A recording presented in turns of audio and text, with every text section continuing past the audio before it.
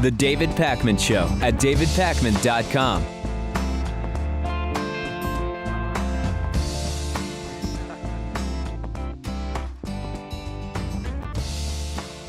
Republican New Jersey Governor Chris Christie vowed to veto any gay marriage bill or legislation, and he did exactly that, at least attempting to appeal the decision by the New Jersey court, which determined that, in fact, gay marriages are going to be allowed. Now, remember, we talked about how, in spite of Chris Christie's kind of perceived less conservatism or being more moderate or even liberal, according to some, only goes so far, and that he did campaign against gay marriage, or rather being against gay marriage was part of his campaign for governor, and that he was sticking to that. However, he decided to drop that appeal of gay marriage, and gay marriages officially started yesterday in New Jersey. Now, I wonder if this is going to hurt Chris Christie with Republicans. He decided that the official statement from Christie's office was that they were withdrawing the appeal because the Chief Justice left no ambiguity about the court's view on the issue. In other words, he's saying they had absolutely no shot, Lewis, of successfully appealing this. Will Republicans punish him for this? Does this help or hurt his chances in 2016? I could see making a case for either side. On the one hand, it might hurt him with Democrats, because he never actually wanted gay marriage, and the only reason he pulled the appeal is because he had no shot at actually stopping gay marriage in New Jersey. So Democrats might be angry with him because of that. Republicans, on the other hand, could be angry with him because even though he did try to appeal, he dropped it, and I'm sure many Republicans will say, oh, he didn't really put up a fight, he dropped it so soon. So I actually think the most likely scenario, Lewis, is this hurts him with both parties.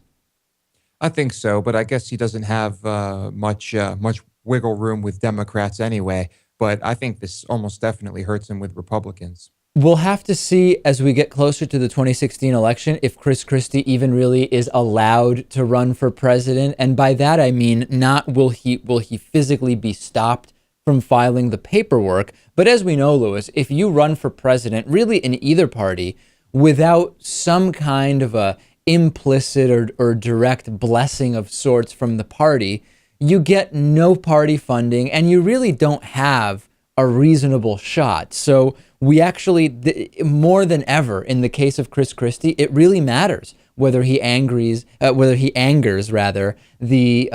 party insiders, because they really can stand in the way of him being a viable presidential candidate just by withholding funding.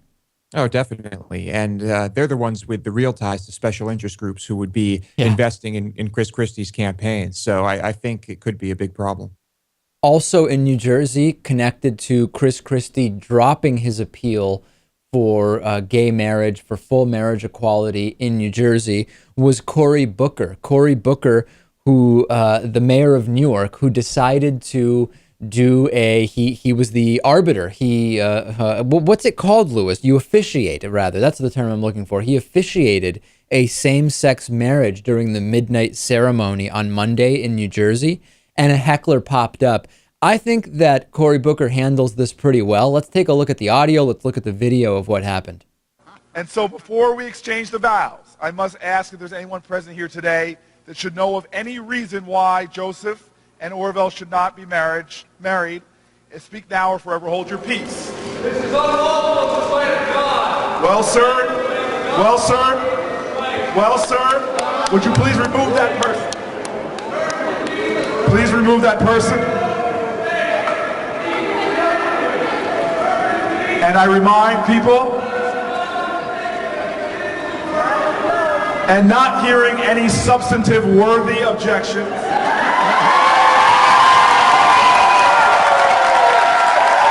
I think that he did handle it well, and as despicable and irrelevant, increasingly irrelevant, as the heckler's position is, I can't help but feel a little bit bad for the heckler, Lewis, because think about it. If you decide that after midnight on a weeknight, you're going to go to someone's wedding and yell stuff out to bother people who are just trying to enjoy their lives together, you have to have some serious problems going on personally, don't you, to even think to do this? I don't know how this occurs to people. I don't know why they feel the impulse to do things like this. I don't think I'll ever really understand it. The other thing is that I think that you need to try a little harder than because God says so to oppose marriage equality. I think we're past that, and there's obviously no legal standing for that. But even if you were to try to make that case, remember, Lewis, as you're a Christian Bible scholar, as am I, Corinthians 2:11, no one comprehends the thoughts of God except the Spirit of God. As a Christian, as a sovereign Christian, shouldn't this heckler know that only God can speak as to what he thinks is actually lawful or awful, as the case may be? It's very tiring to see just bigots mask their prejudice as righteousness in the name of God, in the name of Jesus. David, as we both well know, Pat Robertson also speaks for God and many other people. And God speaks to Pat Robertson. Of course, Pat Robertson can't tell anybody, even when it's about something like he knew Katrina was coming, but he didn't tell anybody.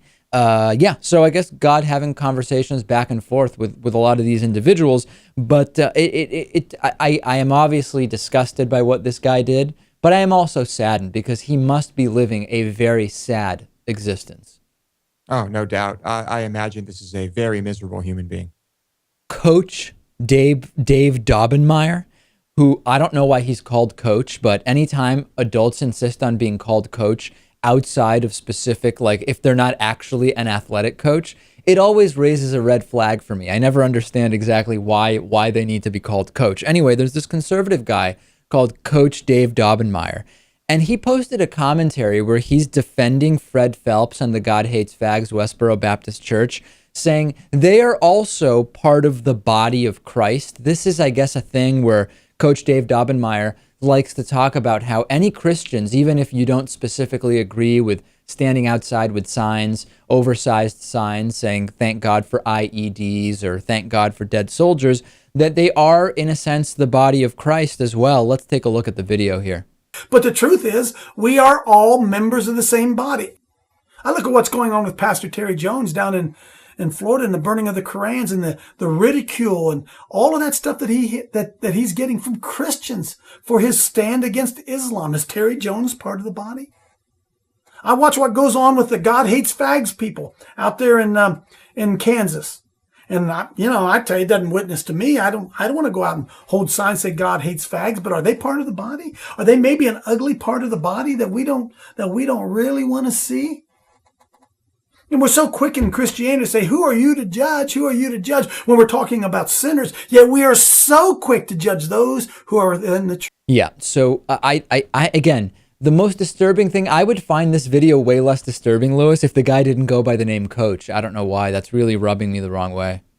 Yeah, that is quite bizarre. I guess maybe he considers himself a religious coach, which I guess could be a legitimate claim. I have to say, though, instead of jumping through all of these hoops to find some kind of biblical reason to support the Westboro Baptist Church, why not just come out and say you agree God hates fags? Just make it plain and simple and stop hiding behind, well, we're Christians and Corinthians 12, which wrongly attributes to Jesus this statement, which was actually written by Paul. It's, the body of Christ. Just come out and say it. You agree that God hates fags and you like the slogan from the Westboro Baptist Church and you're just as bigoted as all of them. Why can't Coach just admit that?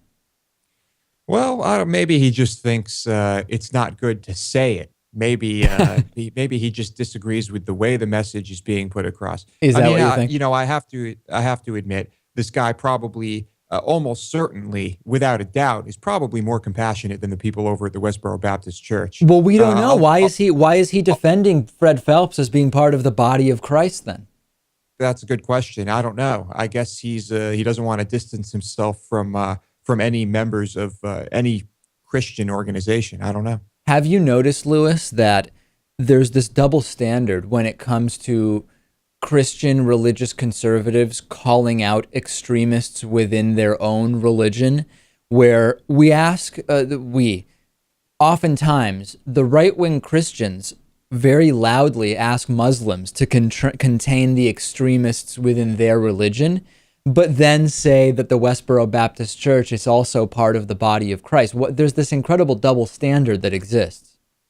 Right. I guess you kind of have to shelter those that consider themselves part of your religion so as not to make the entire religion look bad. And we've been pretty consistent on this show, Lewis, in calling out extremism in any religion when it is Orthodox Jews that still separate men and women in synagogues and other things that we've covered, any number of other things that we've covered over the years. When it's Muslims saying women shouldn't even be driving, and all of the other things that fall, the misogyny and everything else, the bombing of the church, for the Christian church, for example, that took place recently by Muslims, we call that out. And of course, because we are in the U.S., and in the U.S., most domestic terrorism is carried out by those who at least are casually Christians, we have many examples of Christian extremism. I think that we need to be calling it out wherever we see it, and it is not limited to one particular religion. But in doing that, if you want to be perceived, if you want to have any credibility at all, Lewis, when you're calling out extremism in other religions, you have to call it out in your own as well. Of course, that's the responsible thing to do. Anyone with a level head can realize extremism in just about any form is a bad thing. I mean, it's very simple. You can't put too much ketchup on your burger. It'll ruin it, right? We have now a Tea Party leader suggesting, I don't even want to get involved when we talk about burgers, We have now a Tea Party leader suggesting a class action. By the way, Lewis, what on earth were you talking about? I was making a point about extremism, Dave. If you put an extreme amount of ketchup on your burger, it's going to ruin it, plain and simple. Yeah. Okay. All right. You feeling okay, Lewis? I'm feeling good, yeah. Okay. I don't know if anybody else realized that was a little bizarre. Okay, Lewis, thank you. Well, listen, there's as absurd as putting too much, an extreme amount of ketchup on your burger, there's a Tea Party leader that is suggesting a class action lawsuit against homosexuality. Have you ever heard of something as absurd as a class action lawsuit against a lifestyle? Again, remember, not our words, the words of the right-wingers. If homosexuality were simply a lifestyle, what would be the legal justification for a class action lawsuit? Imagine, Lewis, a class action lawsuit against, I don't know, people who like to dress goth. I mean, it's completely absurd. Yeah, I'm having a hard time understanding the fundamentals here. Yeah. Like, who exactly are you holding responsible for this?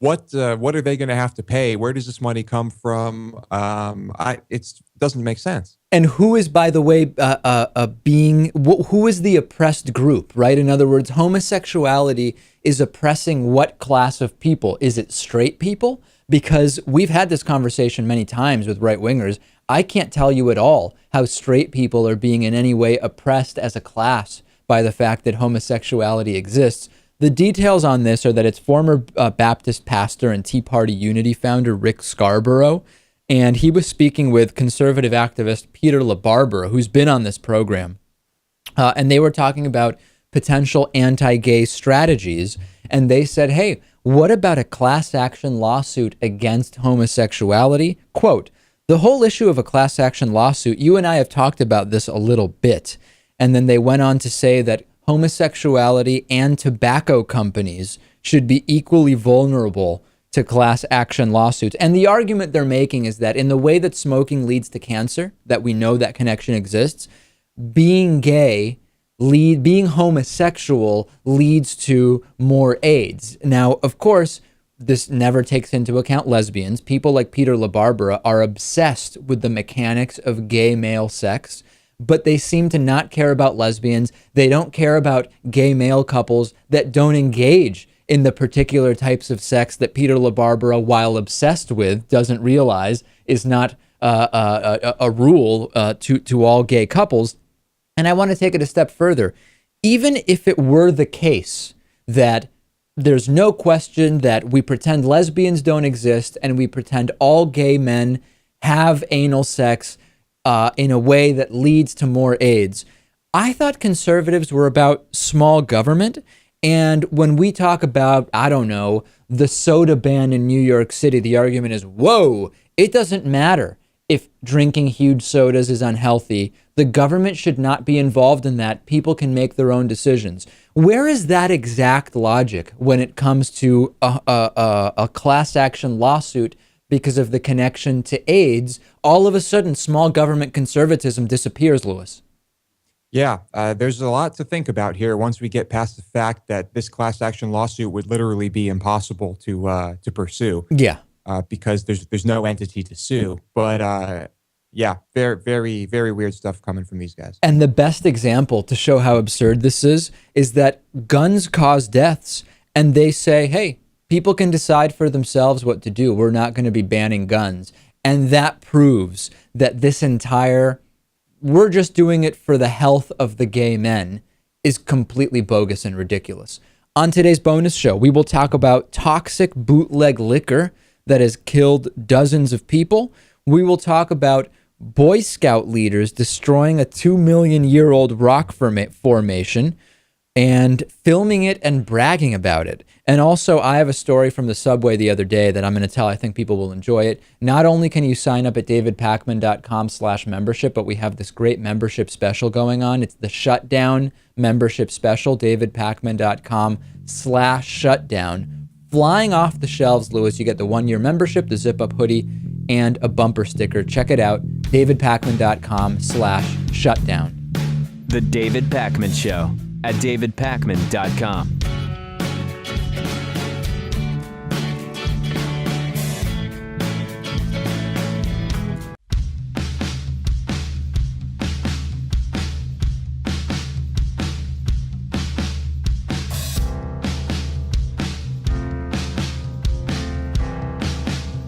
Welcome back to the David Pakman Show.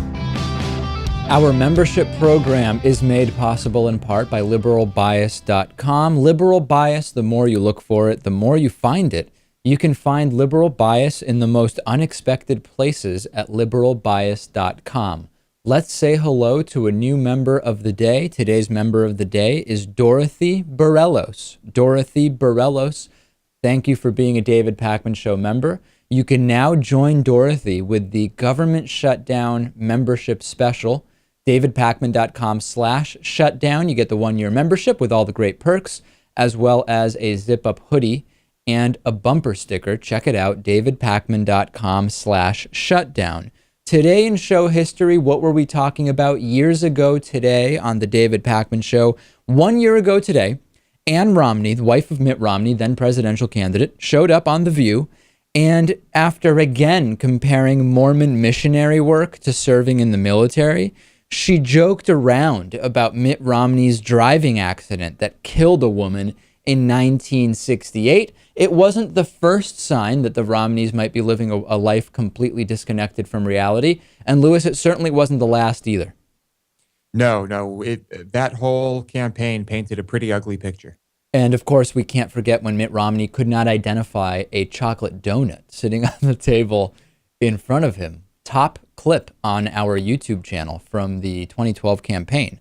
2 years ago today, we talked about how insects are becoming more and more popular as a food. We discussed insects as a meat replacement, and we talked about whether we would try eating insects on the show, which we eventually did. We ordered, Lewis, what was it? We had chocolate-covered silkworm pupae and what else? Grasshoppers, paprika grasshoppers? Grasshoppers, crickets, I think, that type of thing, yeah. I only tried one of the chocolate-covered silkworms. It was kind of like a milk dud in a way.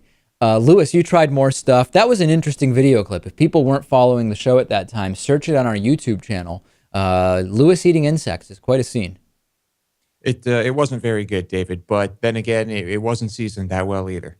And 4 years ago today, we were joined by Dr. Joseph Chambers, who talked about how we were getting really close to the end times. He talked about Jews going to hell and much more. 4 years ago on the show, already saying the end times were near, and a lot of the same people are still saying the end times are really near, so they must really be close now because so many people have been saying it for so long. Conservatives are up in arms that the Obamacare websites have been glitching and not working properly, that the phone numbers have been really busy.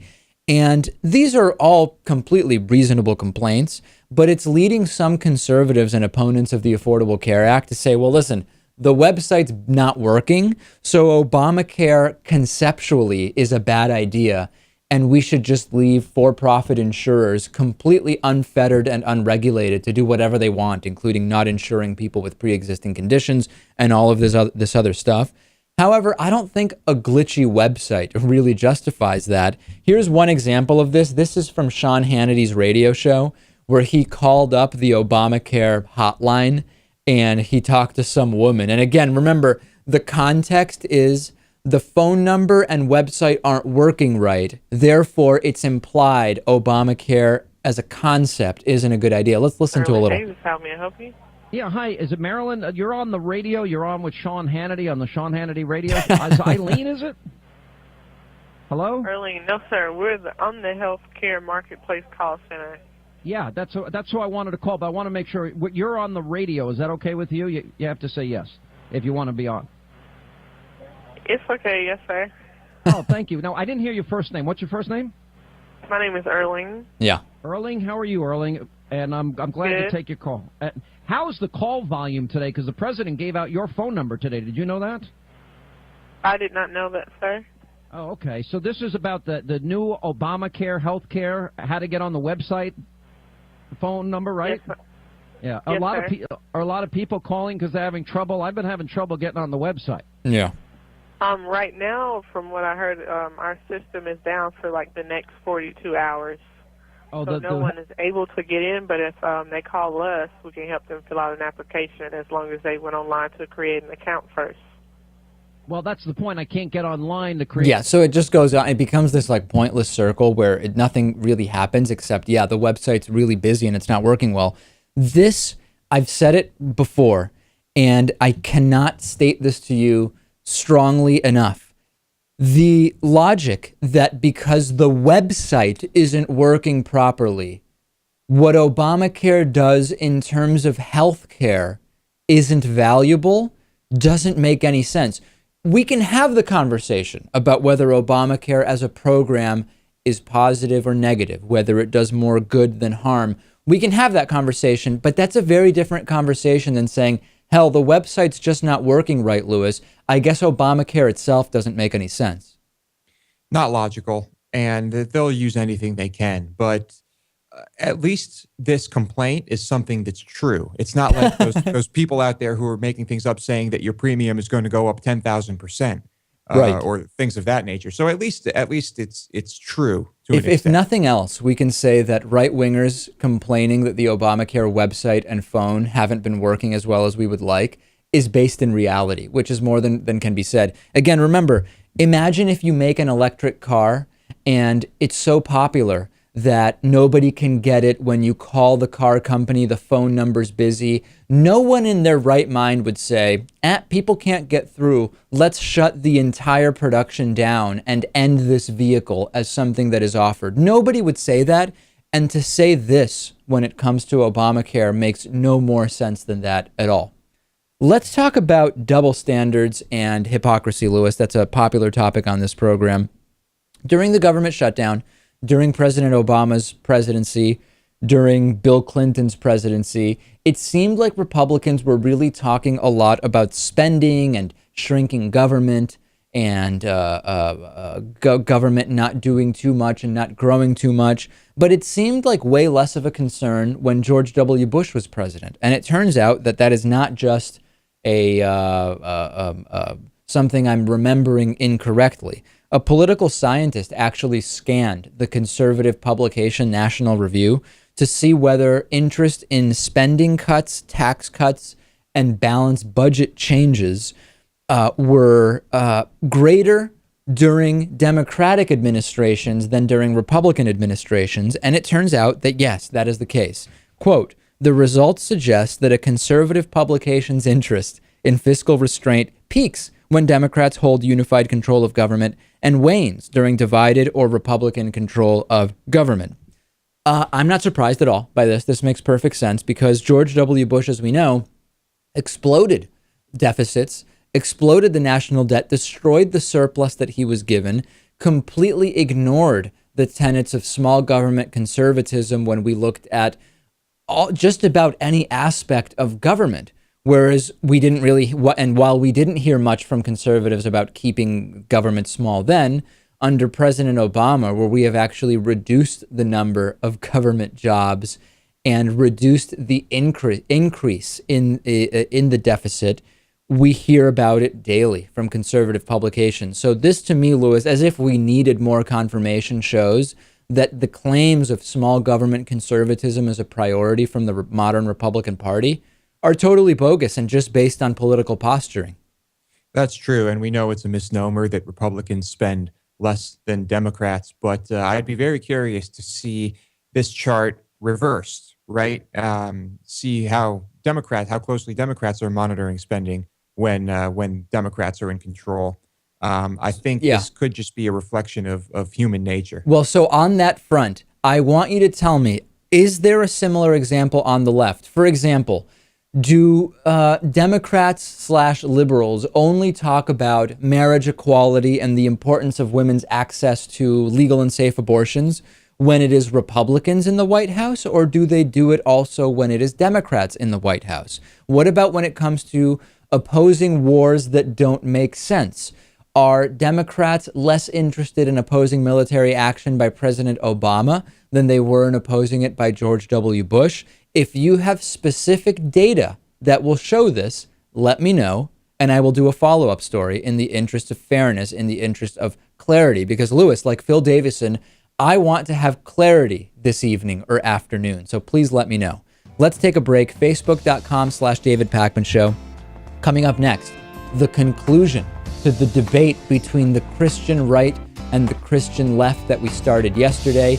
Don't want to miss that. And your voicemails, as always, are coming up. Stay with us. The David Pakman Show at davidpakman.com.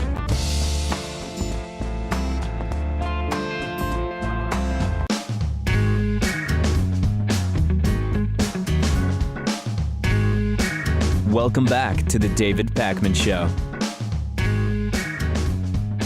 Let's now go to the conclusion of our interview with former Navy chaplain Gordon Klingenschmitt, a conservative Christian, and Reverend Mark Sandlin, a progressive Christian. We will start where we left off yesterday with Mark Sandlin answering what exactly would Jesus want when it comes to healthcare. We will then hear from the Navy chaplain and hear the rest of the interview.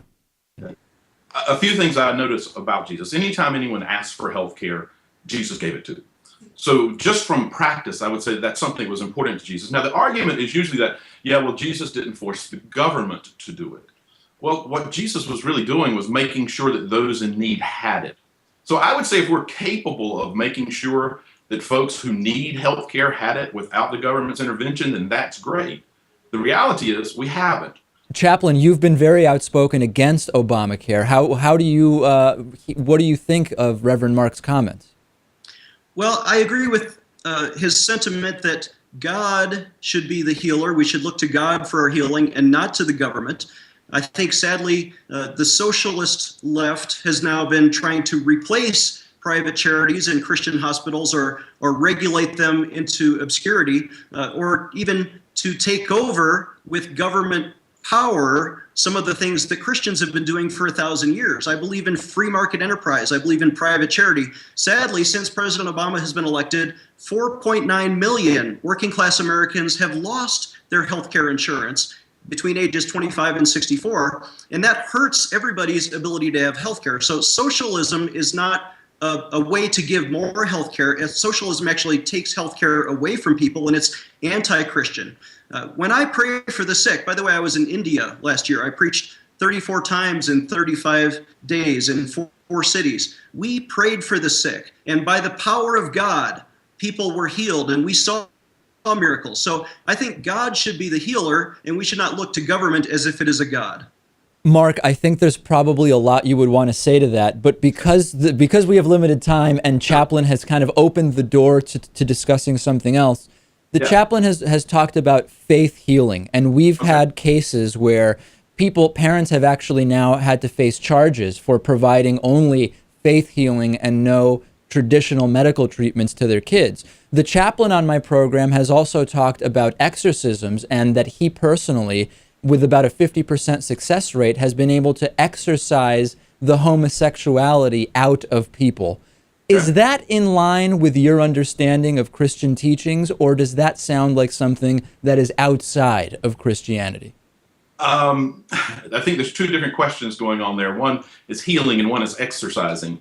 And I'll say right up front, I have certainly never been privileged to be in the presence of any of that actually happening in a way that I could verify that that was what occurred. So from a purely experiential point of view, it's difficult for me to completely understand, although we have biblical text of healings, of course. I've never seen it, and I've never seen it particularly verified.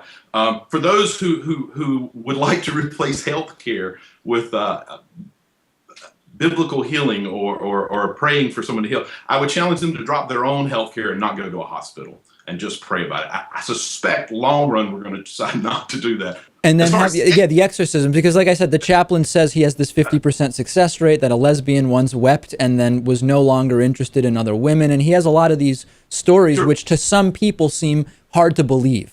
Yeah, I think that comes down to a basic understanding of why a person has attraction to someone of the same sex. Do you believe that it is a possession of the devil? Or do you believe that, as science is slowly beginning to show us some signs of, that there's also parts of that has to do with how we're wired in our DNA and our structure and who we are, and some about our environment and the people that we find ourselves attracted to. So, Chaplain, feel free to address that. I know this is an important topic to you. I don't want to mischaracterize my position. I think Reverend Mark suggested that I'm against healthcare because I believe God is the healer. That's not what I said at all. I'm in favor of healthcare. I'm a member of the Knights Hospitalers, which is the organization, the Knights of Malta, that founded the first hospitals, which they just unearthed in Jerusalem over 1,000 years ago. With regard to exorcism, here's what Jesus taught, right? And you read his Gospels, Matthew, Mark, Luke, and John, especially in Matthew 10, where Jesus commanded his disciples, and I try to be one of his disciples, to heal the sick, cleanse the lepers, cast out demons, raise the dead. And that doesn't mean we have the power to do that, but we should try, and we should certainly pray that God will give us that power to heal people who are ruled by demons. Not everybody's ruled by a demon. There's not a demon behind every bush, but there is perhaps an evil influence behind every human sin. And when you can't define sin, there is no such thing as sin, then of course you don't believe in the devil. But if you believe the Bible, if you believe what Jesus says, there is right and wrong, the devil is influencing people to sin, and the Spirit of God is influencing people to choose holiness, then in every human moral decision, you have an opportunity to agree with God or to disagree with God, to agree with the devil or disagree with the devil. And those are just natural choices that people make in the context of human morality every day. That's why sexual immorality, because it is defined as wrong outside of the context of traditional marriage between one man and one woman, sexual immorality is a temptation. It's a sin. And therefore, we consent to allow the devil to rule that part of our life, and we can renounce that. We can walk away from that. It's not part of your DNA. And David, we've talked about Punnett squares and Mendelian genetics and how homosexuality cannot be inherited, because when a man mates with another man, they don't have kids. And so the only way they have is to recruit the children of heterosexual couples into that movement, and therefore it's not genetic, it's not biological, it is a moral choice, and therefore it can be repented of, and you can invite God to rule that part of your heart. Reverend Mark, is this discussion of homosexuality as a chosen sin and everything else that the chaplain is talking about, is this a productive area for Christianity to focus? No, and I actually, within my own denomination, have this discussion, is that, frankly, even if you think that the English interpretation of the Bible is literally a correct translation in the places that it addresses homosexual relationships, which is only 7. In general, the Bible is disinterested in this subject, and we put probably more than 50% of our time, it would seem, into dealing with this issue. I think it's a distraction from what we should be doing, which is seeking justice and equality, trying to encourage people to work towards peace and getting along with their neighbors no matter what they look like. All right. Well, gentlemen, I think we've said it all. We've been speaking to former Navy chaplain Gordon Klingenschmidt. Check out his website, prayinjesusname.org. Also, Reverend Mark Sandlin, who's a Presbyterian minister. He's the co-founder of the Christian Left and blogs on Huffington Post and elsewhere on the internet. Thanks to both of you for joining me today. Thank you, David, and thank you, Mark. God bless you in Jesus' name. You too, David and Chaps. Good to see you. The David Pakman Show at davidpakman.com.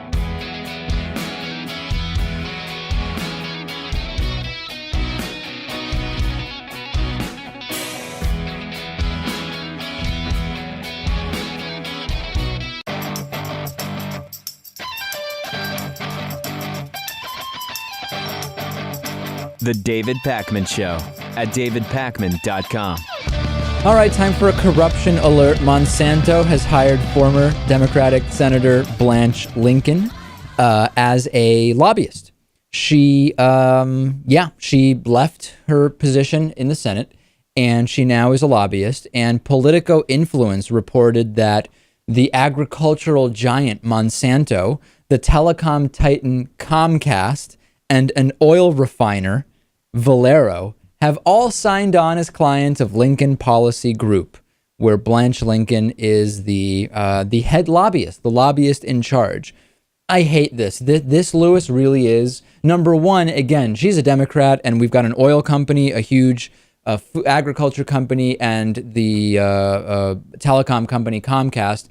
This crosses party lines. These companies want to buy influence however they can. Both Democrats and Republicans are susceptible to the same stuff. Now, I'm not going to personally attack Blanche Lincoln, because if I were a senator and I left and I could make $500,000 a year, $1 million a year, $5 million a year, whatever it is that she gets paid doing this new lobbying firm, I would probably do it too, because you say, you know what? I understand that what we're doing isn't the best thing, but I didn't create the system that allows for it. I'm just trying to get some money, build a nice nest egg so I have something to pass along to my family. I don't really blame Blanche Lincoln personally, but this is a microcosm of the problem that crosses party lines. This is on both sides, and it's sickening. And now you have, as if Monsanto, Comcast, and Valero need more direct access to lawmakers, they now have it, and they have this direct line, and it's absolutely sickening. And this is the worst of American government. It is. It's ugly, and you're right. That payday would be hard to pass up. But we'll see what happens. If it wasn't her, it would be someone else. That's right. I guess I can't really be angry either. This is just how the system is. Corporations have a stranglehold on both political parties. There are some specific issues where the stranglehold on the right is stronger than on the left. For example, the religious lobbies with being against marriage equality and abortion. But for the most part, Lewis, money can buy either side of the aisle in Congress. And that's the reality, and we have to be aware of this, and it's absolutely sickening. And here's an example. So congrats to Blanche Lincoln for her 3 big new, I'm sure, very well-paying clients. Fox News has been discovered to be using fake online commenters to counter bad publicity. Philly Mag wrote this up, and the write-up is about we report, you decide. We've heard that before, but it turns out that Fox News didn't really mean it. Media Matters has the goods on how they have a PR department that pretends in online comment sections to be people that really like Fox News. This comes from the new book Murdoch's World by NPR's David Folkenflik, who says that a Fox staffer told him that the company had hundreds of fake accounts to promote pro-Fox commentary, where they would go on different blogs. They would sometimes use dial-up connections because they thought those would be less easy to track back to Fox News. They would sometimes use these mobile internet cards that you can hook up to your laptop, for example, and that they actually would distribute old laptops sometimes to staffers specifically to put up comments. Imagine if you were the Fox News staffer, Lewis, who had to use AOL dial-up to post comments like Sean Hannity is so awesome. That sounds like a really horrible existence. Did that even need to be done? I mean, it sounds like they were going to some extreme lengths to promote what was already pretty popular programming, right? Well, I think the idea is that online you would have a much bigger backlash when Fox clips were posted, where you would get a stream of negative comments from people saying, do you guys realize that this is right-wing nonsense? This is the worst programming. There's nothing fair and balanced about this. So then you just want to have people commenting to make it seem to the casual observer who just reads through the comments like, oh, yeah, there's some people who are against this programming and there's some people who are for it. And they start playing point counterpoint. And it's just, it's amazing that this had to be done. And I really feel bad for like the 22-year-old college graduate who gets hired. They've got their first journalism job and they've got to sit on dial-up going on, Huffington Post and writing positive things about Bill O'Reilly's latest talking points memo. I mean, it just sounds horrible. Not to mention that we know that those entry-level people don't get paid very much money at all. Yeah, and the internet should be the one place where we don't have this false equivalency thing, but I guess no place is safe. Absolutely not. No place is safe. And I feel sorry for them. Didn't Joe Muto or someone tell us that a lot of Fox staffers were paid barely more than the minimum wage, like $9 an hour or something like that? I think so. Yeah, I think it was on par with that, and I think the working conditions were not great. All right, let's listen to some voicemails. Our voicemail number, 219-2-DAVID-P. By the way, more voicemails on today's bonus show. Yet another reason to be a David Pakman Show supporter. Let's listen to the first voicemail. Hey, David. My name's Erin. I'm calling from Southern California. In regards to your hair, anybody who's a hater that says they can't take you serious or that you need to get your hair cut, all those comments that I've constantly been listening to for the past year, you need to tell those haters to actually subscribe to your show, right, give you guys some money so that you can hire a hairstylist. And there you go. Yeah, so actually, I've had haircuts because I can't ever seem to get a good haircut. I've tried getting haircuts that are really cheap, like I've gone to the $9 plus tip haircut place, and I've also tried to get more expensive haircuts thinking maybe if it's like a nicer salon, then it'll be a better haircut. So I think like the most expensive haircut I ever had was like $35 plus tip. It's indistinguishable. It doesn't matter where I go. It doesn't matter what I ask for. It always comes out looking exactly the same. So now, now that we're living, at least I am living here in Brooklyn, Lewis, of course, in Austin, Texas, I found a barbershop that's $15 plus tip, and it's okay. It's just like everything else. I don't know. But certainly, if we had membership funds allocated specifically to fix the hair situation, we could see an improvement, Lewis. Maybe, but maybe not. It's a risk, so I don't know if I'm willing to take that risk. Thank you, Lewis. Thank you for your support. Let's listen to one more voicemail. Hey, David and Lewis and Natan in absentia. I just wanted to call in. I was wanting to comment on the story of, this is Daniel, member in North Carolina. Yep. Just wanted to comment on the case of the stenographer that went nutso and had to be whipped off for a psych eval. I think it's amusing that, she stood up in the middle of the Senate or on the House floor and said a bunch of stuff about God, this, that, and the other, and gets immediately whipped off for a psych eval. But, if she were wearing a collar and was standing at a pulpit in a church, she would just be a normal sort of devout religious person. Yeah, that is interesting, right? I mean, it's all about context. If you yell out crazy religious stuff at the House of Representatives, but you're not a member of Congress, apparently that's out of line. But if you are a member of Congress and you talk about religion as the reason why we can't have marriage equality or abortion or teaching evolution, then it's actually considered normal, Lewis. Huge double standard, definitely. Very, very good voicemail. More voicemails today on the bonus show. Get the shutdown special, davidpakman.com/shutdown. You have 3 more days. Why wait the 3 days? Start today. Get today's bonus show. I will talk about very weird incident on the subway over the weekend. See you tomorrow.